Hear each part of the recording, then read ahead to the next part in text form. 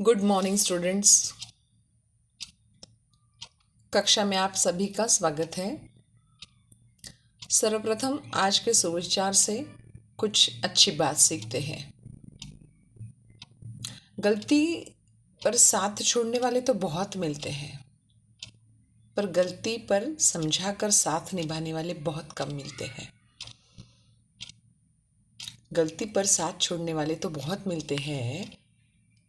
अगर हमसे कोई अनजाने में गलती हो गई हो, जो हम जानबूझ के गलती कोई नहीं करता, पर अगर हो गई तो हमारा साथ बहुत लोग ऐसे होते हैं जो छोड़ देते हैं। पर गलती पर समझाकर साथ निभाने वाले हमारे माता पिता होते हैं, जो सारी जिंदगी हमें हमारी गलतियां सुधारते रहते हैं और हमें अच्छी सीख देते रहते हैं। इसीलिए ऐसे लोगों के अपने जीवन में हमेशा अहमियत रखो, जिनसे हमें कुछ मिलता है यानी क्या कि सही मार्ग पर चलना। ये बहुत कम लोगों के नसीब में होता है बच्चों। बाकी तो जिंदगी में हमको सब मिल जाता है, धन संपत्ति पैसा, लेकिन अच्छा मार्ग बताने वाले लोग और गलती पर समझाने वाले लोग बहुत कम मिलते हैं। तो माता पिता के सिवाय अगर ऐसे दोस्त भी आपके पास हो तो वो आपके लिए बहुत अनमोल है, उन्हें जिंदगी में कभी न खोना। बच्चों, आज हम अर्थ के आधार पर वाक्य के भेद सीखने वाले हैं। इसके पहले हमने देखा था रचना के आधार पर। जैसे कि मैंने आपको बताया था कि हम वाक्य पढ़ने वाले हैं, तो वाक्य जो है वो दो आधारों पर विभाजित है, एक अर्थ के आधार पर, दूसरा रचना के आधार पर। अर्थ के आधार पर यानी अर्थ को इसमें बेस माना जाता है, और रचना के आधार पर यानी बनावट को बेस माना जाता है। रचना यानी उसकी बनावट। तो रचना के आधार पर हमने वाक्य के भेद देख लिए हैं। आज हम अर्थ के आधार पर वाक्य के कितने भेद हैं, वो कौन से हैं, इसका अभ्यास करने वाले हैं। तो बच्चों, अर्थ के आधार पर वाक्य के 8 भेद होते हैं। पहला है विधानवाचक या विधानार्थक वाक्य, दूसरा है निषेधार्थक वाक्य, तीसरा है प्रश्नवाचक या प्रश्नार्थक वाक्य, चौथा है विस्मयादिबोधक या विस्मयार्थक वाक्य, पांचवा है आज्ञावाचक या आज्ञार्थक वाक्य, छठवा है इच्छावाचक या इच्छार्थक वाक्य, सातवां है संभावनार्थक वाक्य जिसे संदेह भी कहा जाता है, और आठवां है संकेतवाचक वाक्य। तो इस प्रकार अर्थ के आधार पर वाक्य के 8 भेद आज हम देखने वाले हैं। तो आइए बच्चों, सर्वप्रथम देखते हैं विधानवाचक वाक्य। अब विधानवाचक वाक्य ऐसे वाक्य हैं जो किसी क्रिया का सामान्य रूप से होने का बोध कराते हैं। विधानवाचक वाक्य वो वाक्य हैं जो किसी क्रिया का सामान्य रूप से होने का बोध कराते हैं। इसके उदाहरण मैंने आपको यहाँ दिए हैं। हम स्नान कर चुके हैं, मैं कल दिल्ली गया था। ये दोनों वाक्य सामान्य रूप से यहाँ कहे गए हैं। अब इन दोनों वाक्यों को पढ़ के ऐसा लग रहा है कि कार्य के होने की सूचना मिल रही है। स्नान कर चुके हैं और मैं कल दिल्ली गया था। हमें यहाँ काल से कोई लेना देना नहीं है। यह सामान्य तौर पर कोई कार्य हो रहा है, तो ऐसे वाक्य जो किसी कार्य के होने का बोध कराते हैं या फिर इनके अर्थ के आधार पर हमें ये पता चलता है कि कार्य या क्रिया सामान्य रूप से की जा रही है, चाहे वो फिर किसी भी काल में की जा रही हो, तो उसे हम विधानवाचक वाक्य कहते हैं। इतना सिंपल है विधानवाचक वाक्य। अब हमारा दूसरा है निषेधार्थक वाक्य। बच्चों, जैसे विधानवाचक वाक्य में मैंने आपको बताया नहीं, लेकिन मैं बताती हूँ कि विधान का अर्थ क्या होता है। मैंने किया हुआ विधान, मेरे द्वारा बोला गया विधान। विधान यानी जिसे हम सेंटेंस स्टेटमेंट कहते हैं। तो एक ये सामान्य तौर से किया हुआ विधान है। उसी तरह निषेधार्थक, बच्चों इसके नाम में ही हमें पता चलता है निषेध करना किसी बात का, यानी किसी बात की सम्मति न देना या नकारात्मकता दर्शाना। निषेधार्थक का अर्थ होता है। तो बच्चों, इसकी परिभाषा है कि ऐसे वाक्य जिनको पढ़ने के बाद नकारात्मकता का बोध होता है उन्हें निषेधार्थक वाक्य कहा जाता है। जैसे मैं आज नहीं पढ़ूंगा, विमला नहीं नाचेंगी। अब यहाँ जो दो वाक्य मैंने आपको दिए हैं, उदाहरण जो दिए हैं, इन वाक्यों को पढ़ के ऐसा लग रहा है कि यहाँ कार्य का न होना पाया जा रहा है। मैं आज पढ़ाई नहीं करूंगा यानी न होना पाया जा रहा है, या कोई क्रिया नहीं होने वाली है या नहीं हो रही है। नहीं शब्द वाक्य में आने के कारण एक प्रकार की नकारात्मकता वाक्य में आ गई है, इसलिए लग रहा है कि क्रिया नहीं हो रही है।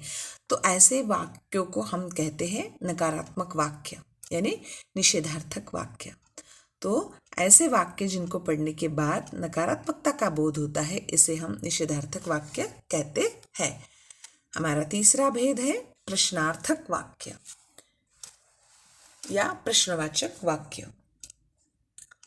अब इसकी परिभाषा है, जब कोई वाक्य पढ़ने के बाद उसके अर्थ में हमें प्रश्न की अनुभूति होती है, उसे प्रश्नार्थक या प्रश्नवाचक वाक्य कहते हैं।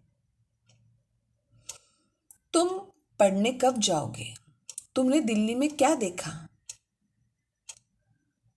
ऐसे कई प्रश्न होते हैं। तुम कौन सी कक्षा में पढ़ते हो? तुम्हारा नाम क्या है? जब ऐसे प्रश्न पूछे जाते हैं तब हमारे ध्यान में आ जाता है कि ये हमसे किया हुआ प्रश्न है। तो अब यहाँ क्या और कब जो दोनों प्रश्नसूचक शब्द है, इन दोनों के आ जाने के कारण या फिर इस वाक्य को पढ़ने के बाद हमारे मन में एक प्रश्न का बोध हो रहा है। तो ऐसे वाक्य जिनको देखने के बाद या पढ़ने के बाद हमें प्रश्न की अनुभूति होती है, ऐसे वाक्यों को हम प्रश्नार्थक या प्रश्नवाचक वाक्य कहते हैं। उसके बाद हमारा चौथा जो भेद है वो है विस्मयादिबोधक या विस्मयार्थक वाक्य। अब प्रश्न का तो बिल्कुल समझ में ही आता है किया हुआ प्रश्न, वैसे ही विस्मयादिबोधक यानी आश्चर्य होना। ऐसे वाक्य जिनको पढ़कर हमारे मन में हर्ष, शोक, घृणा, आश्चर्य का भाव जागृत हो, ऐसे वाक्यों को हम विस्मयादिबोधक या विस्मयार्थक वाक्य कहते हैं। आहा, कैसा सुंदर दृश्य है, छी, यहाँ कितनी गंदगी है। दोनों वाक्यों से हमें कुछ प्रतीत हो रहा है, महसूस हो रहा है। क्या? एक में अच्छा भाव और एक में गंदा भाव। तो इस तरह के वाक्य पढ़ने के बाद हमारे मन में अलग अलग प्रकार का भाव आता है। जैसे हमने ये पहला वाक्य देखा, आहा कैसा सुंदर दृश्य, यहाँ हर्ष और खुशी की अनुभूति हमें हो रही है, खुशी महसूस हो रही है किसी सुंदर दृश्य को देखकर ही हम ऐसे वाक्य बोलते हैं, और इसमें हमें प्रसन्नता का भाव दिखाई दे रहा है। और जो हमारा दूसरा वाक्य है, इसमें आश्चर्य का भाव है। और यहाँ एक बात और है, विस्मय सूचक चिन्ह भी लगाए गए हैं।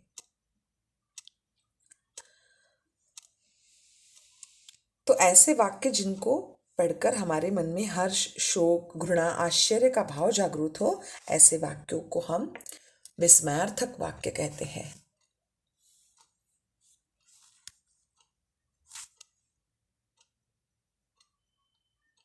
उसके बाद हमारा पांचवा जो भेद है वो है आज्ञार्थक या आज्ञावाचक वाक्य। यहाँ मैंने आपको दो वाक्य दिए हैं, यहाँ से चले जाइए, और दूसरा है आप जा सकते हैं। आज्ञार्थक वाक्य की परिभाषा देखते हैं, ऐसे वाक्य जिनको पढ़कर हमारे मन में आज्ञा या अनुमति का बोध हो, उसे आज्ञावाचक या आज्ञार्थक वाक्य कहते हैं।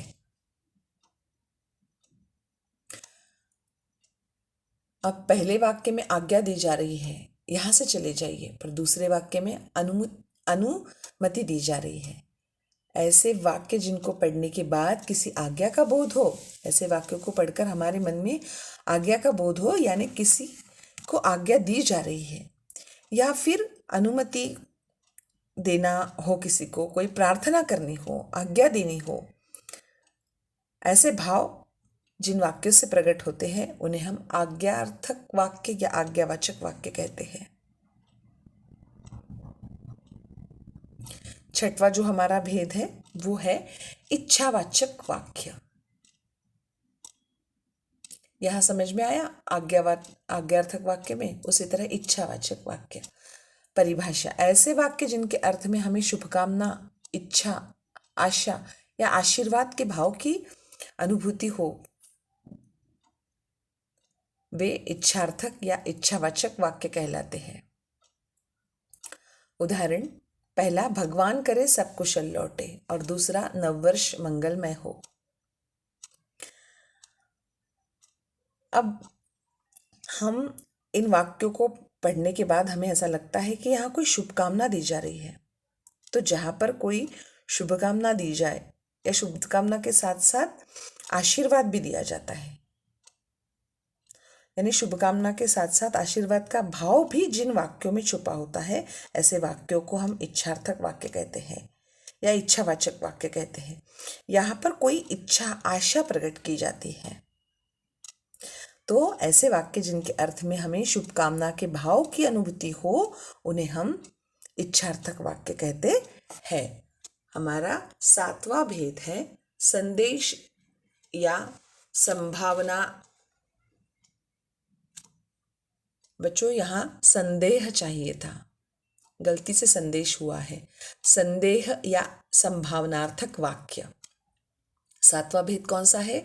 संदेह या संभावनार्थक वाक्य, जिसकी परिभाषा है, इन वाक्यों में कार्य के होने अथवा करने को लेकर संदेह प्रकट किया जाता है। जैसे, शायद मैं शहर चला जाऊं, वह शायद आए, यानी यहाँ एक प्रकार का डाउट है, हम उसके बारे में कंफर्म नहीं है। तो जिन वाक्यों को पढ़ने के बाद कोई संदेह या संभावना प्रकट हो, ऐसे वाक्यों को हम संदेहवाचक या संभावनार्थक वाक्य कहते हैं। अब इन दोनों वाक्यों को पढ़कर ये बात ध्यान में आ रही है कि इसमें ये जो शायद शब्द लगा है, वह कोई संदेह प्रकट कर रहा है। यहाँ जो बात है वो पूर्ण निश्चितता के साथ नहीं की जा रही है, एक संभावना व्यक्त की जा रही है। तो ऐसे वाक्य जहाँ पर संदेह हो, उन्हें हम संदेहवाचक या संभावनार्थक वाक्य कहते हैं। और हमारा जो सबसे लास्ट वाला है वो है संकेतवाचक वाक्य या संकेतार्थक वाक्य भी इसे कहा जाता है। इसकी परिभाषा है, ऐसे वाक्य जिसमें एक क्रिया का दूसरी क्रिया पर निर्भर होना पाया जाता है, उन्हें संकेतवाचक वाक्य कहते हैं। अब इसमें भी संकेत है, यदि वर्षा होती तो फसल अच्छी होती, जब तुम आओगे तभी हम जा सकेंगे। यहाँ फसल का अच्छा होना बारिश के अच्छे होने पर निर्भर है, और हमारा जाना